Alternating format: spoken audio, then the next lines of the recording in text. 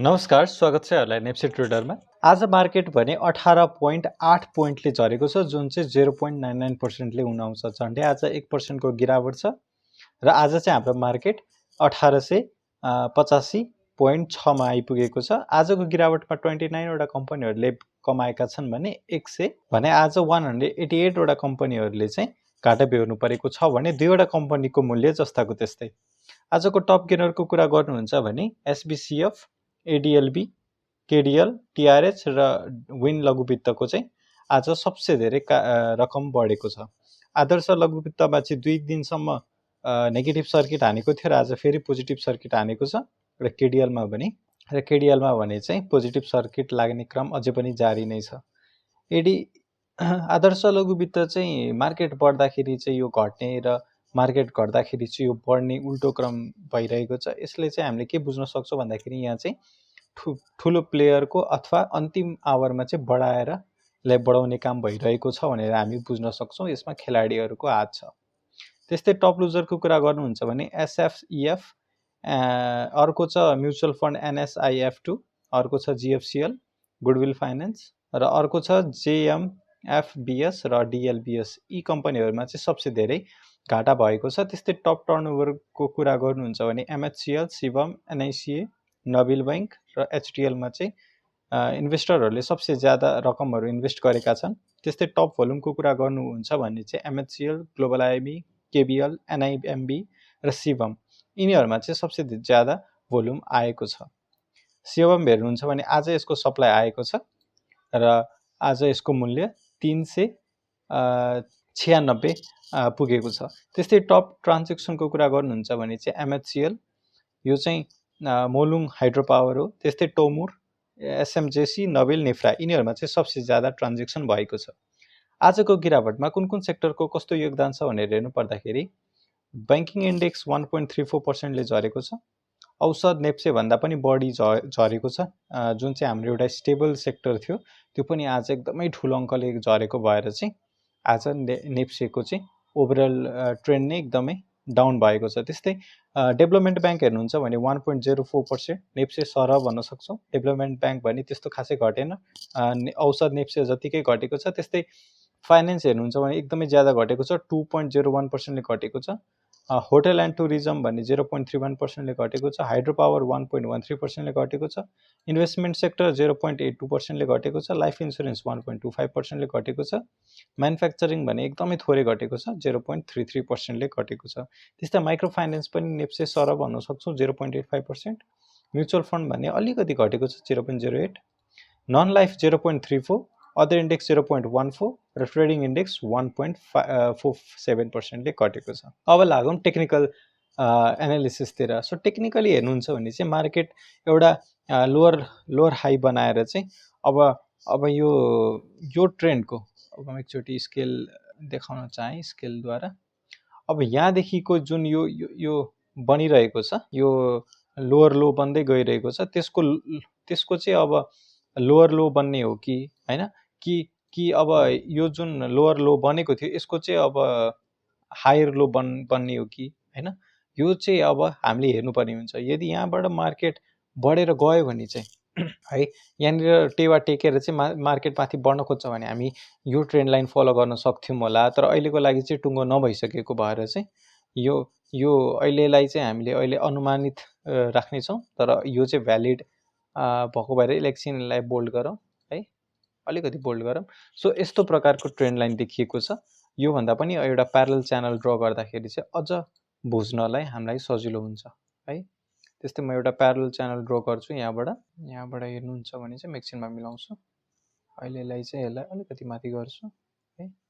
So यो जुन trend line रहेको छ यसलाई चाहिँ मार्केटले रेस्पेक्ट गर्दै बढिरहेको थियो हैन, तल झरिरहेको थियो भनौँ हैन। मार्केट मैले यसरी बढ्ने क्रम भन्न खोजेको हो, यसरी भन्दा पनि यसरी है, टाइम अनुसार यो अगाडि बढ्दै जान्छ मार्केट।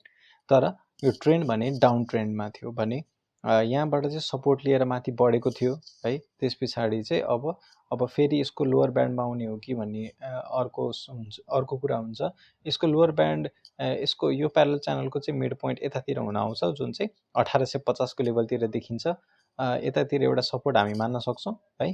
अनि अर्को सपोर्ट भनेको त्यही हाम्रो पुरानो 1800 भइ नै हाल्यो। र त्यस्तै अब यहीँ टेकेर जान्छ भने चाहिँ हामीले फर्दर नेप्से बढेर जाने सम्भावना चाहिँ रहन्थ्यो। तर जुन प्रकारले चाहिँ झरिरहेको छ मार्केट, सायदै यहाँ टेवा टेक्छ जस्तो लाग्छ मलाई अहिलेको लागि चाहिँ।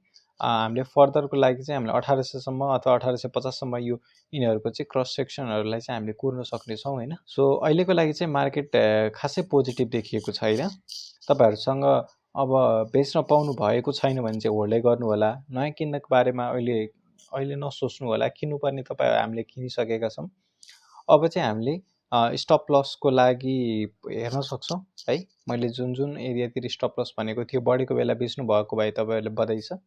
अब तपाईहरु चाहिँ अब नेप्से फेरि बढ्न लागेको बेला चाहिँ फेरि किन्न सक्नुहुन्छ। अहिलेको लागि चाहिँ हामी वेट एन्ड वाच नै गर्नेछौँ है। अब इन्डिकेटरहरूले के भनिरहेका छन् त्यतातिर जाउँ। एमएससीडी पहिला हेरौँ हामी। एमएससीडी हेर्दाखेरि चाहिँ हिस्टोग्राम लगातार घटिरहेको छ र यो हाम्रो एमएससीडी को पोजिटिभ सिग्नल लाइन छ, यो पनि तलतिर झुकिरहेको छ। र जुन यो ल्यागिङ लाइन छ अरेन्ज कलरको, यो भने माथितिर आइरहेको छ। यसले चाहिँ सेलिङ सिग्नल दिने सम्भावना ज्यादा राखेको छ। तर अहिलेसम्म दिइसकेको छैन। त्यसकारण चाहिँ अहिले हामी इन्डिकेटर अनुसार चाहिँ सेल नगर्न भनेको छ है। सो अब हामी अर्को इन्डिकेटर लगाएर हेर्छौँ आरएसआई। आरएसआई चाहिँ आज निकै घटेको हुनुपर्छ। सो आरएसआई चाहिँ आज घटेर 43.33 मा आइसकेको छ है। यो पनि एउटा न्युट्रल जोन नै हो। यदि 40 भन्दा मुनि जान्छ भने बल्ल बेयरिश जोन सुरु भयो भनेर हामी बुझ्न सक्छौँ। त्यस्तै अर्को इन्डिकेटर हामी लगाएर हेर्छौँ Bollinger band. So Bollinger band लगाएर हेर्दाखेरि के देखिन्छ भन्दाखेरि एकचोटि म जुमै गर्छु यसलाई। सो बोलिङ्गर ब्यान्डको जुन यो मिडल ब्यान्ड थियो यसलाई चाहिँ ब्रेकआउट दिइसकेको छ। अब चाहिँ ब्रेकआउट दिइसके पछाडि चाहिँ अब मार्केट यसको लोवर ब्यान्डसम्म चाहिँ एटलिस्ट जाने सम्भावना हुन्छ। एटलिस्ट ज्यादामा चाहिँ यसलाई घचेट्दै तलसम्म जाने सम्भावना हुन्छ भने एटलिस्टमा चाहिँ सपोर्ट हुन सक्ने भनेको चाहिँ यही लेभल हो, जुन चाहिँ पहिलाको जुन लोवर लो थियो त्यही नै हाम्रो सपोर्ट हुनेछ, जुन चाहिँ 1836 अथवा 34 पोइन्टमा हुन जान्छ। त्यस्तै अब आज तपाईहरुको लागि चाहिँ मैले एउटा स्क्रिप्ट लिएर आएको छु एसएमजेसी। सो यसमा चाहिँ अझै पनि सेलिङ प्रेसर देखिएको छ। मैले तपाईहरुलाई के भनेको थिएँ भन्दाखेरि सस्तोमा किन्न पाउनुहुन्छ भने 300 तिर हेर्नु होला। यदि तपाईहरुले आज किन्नु भयो भने चाहिँ तपाईहरुको डिसिजन म रङ भन्दिनँ। तर अब यदि जो साथीहरुले चाहिँ आज किन्नु भएन उहाँहरुको लागि चाहिँ के सुझाव छ भन्दाखेरि जतिसम्म घट्छ घट्न दिनुस् है। त्यस पछाडि चाहिँ मार्केटले सबै भोल्युम पचाइसके पछाडि चाहिँ बल्ल तपाईहरु तलतिर एन्ट्री लिँदाखेरि चाहिँ तपाईहरुको इन्भेस्टमेन्ट सेफ हुने देखिन्छ है। यो राम्रो कम्पनी हो। 250 तिर पाइन्छ भने मजाले लिन सक्नुहुन्छ। तपाईहरुसँग आइपिओ छ भने चाहिँ यसलाई होल्डै गर्नु होला। सेल गर्नु नगर्दै ठिक हुन्छ यो। त्यस्तै अर्को छ टेमोर, त्यो पनि हेरौँ हामी।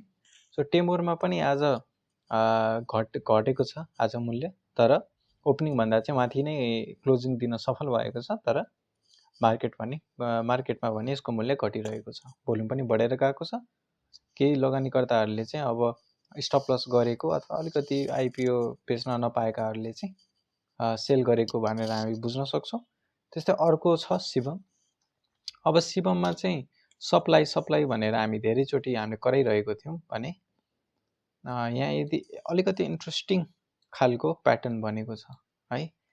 त्यसको लागि चाहिँ मैले तपाईहरुलाई क्यान्डल र बोलिङ्गर ब्यान्ड मात्रै देखाउन चाहे। बोलिङ्गर ब्यान्ड यदि हेर्नुहुन्छ भने चाहिँ जुन यो तलतिर यसको अप्पर ब्यान्ड झुकेको थियो त्यो चाहिँ बिस्तारै स्ट्रेट हुँदै गएको छ है। यसले चाहिँ यहाँबाट अब सपोर्ट लिएर बढ्ने सम्भावना ज्यादा देखाउँछ। जुन बेरी सेन्टिमेन्ट थियो त्यो चाहिँ सकिरहेको भनेर हामी बुझ्न सक्छौँ। र एउटा सपोर्टको लेभलमा आइपुगेको छ जुन चाहिँ 390 को हाराहारी हुन जान्छ।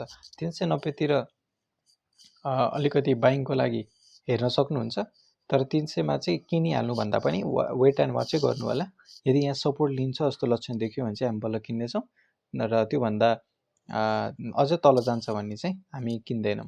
त्यस पछाडि चाहिँ अल टाइम लो नपुगेसम्म अथवा हामीले कहाँसम्म तल जान्छ भन्ने कुराको हामीले एउटा अनुमान नलिइसकेसम्म चाहिँ हामी नकिनौँ है। तर यो जुन कम्पनी जुन हिसाबको यसको चाहिँ पर्फर्मेन्स र सप्लाई छ र फन्डामेन्टली कतिको योग्य छ भन्ने त्यो अनुसारले यदि है त्यो अनुसारले चाहिँ बाइ गर्न चाहनुहुन्छ भने चाहिँ यसको मूल्य 300 अथवा 300 देखि 280 को बिचतिर लिँदाखेरि चाहिँ उपयुक्त हुने देखिन्छ। तर यो सेक्टर म्यानुफ्याक्चरिङ सेक्टर चाहिँ ओभरअलमा हेर्नुहुन्छ भने चाहिँ यो पी रेसियो चाहिँ एकदमै सस्तो है। त्यो हिसाबले चाहिँ अहिले पनि किन्नलाई ढिलो भएको छैन। तर 350 तिर पनि पाइन्छ भने हामी त्यो पनि हाम्रो इन्भेस्टमेन्टको लागि चाहिँ राम्रै खालको र ट्रेडिङको लागि पनि एकदमै उपयुक्त देख्छु म यसको भविष्य। किनभने यो सप्लाई आएदेखि घटेको घटै छ र घट्नु भनेको चाहिँ अब हाम्रो आम लगानीकर्ताहरूको माझमा जानु हो। यसले चाहिँ अब फेयर टाइपको ट्रेडिङ हुने सम्भावना चाहिँ देखाउँछ है। एकजना अथवा ठुलो इन्भेस्टरको मात्र यसमा इन्भेस्टमेन्ट भयो भने चाहिँ मोनोपोली हुन्छ हैन। उनीहरूले किन्दाखेरि चाहिँ बढ्ने, उनीहरूले बेच्दाखेरि चाहिँ क्र्यास हुने सम्भावना हुन्छ भने सबै लगानीकर्ताहरू माझ यो बाँडियो भने चाहिँ बल्ल नेचुरली तरिकाले चाहिँ ट्रेड गर्न हामी सक्छौँ। आजको यो भिडियो कस्तो लाग्यो केही सरसुझाव छ भने कमेन्टमा बताइदिनु होला। भिडियो मन परेमा लाइक पनि गरिदिनु होला र च्यानलमा नयाँ हुनुहुन्छ भने सब्स्क्राइब गर्न नबिर्सिदिनु होला। हस्त आजलाई यति नै, धन्यवाद।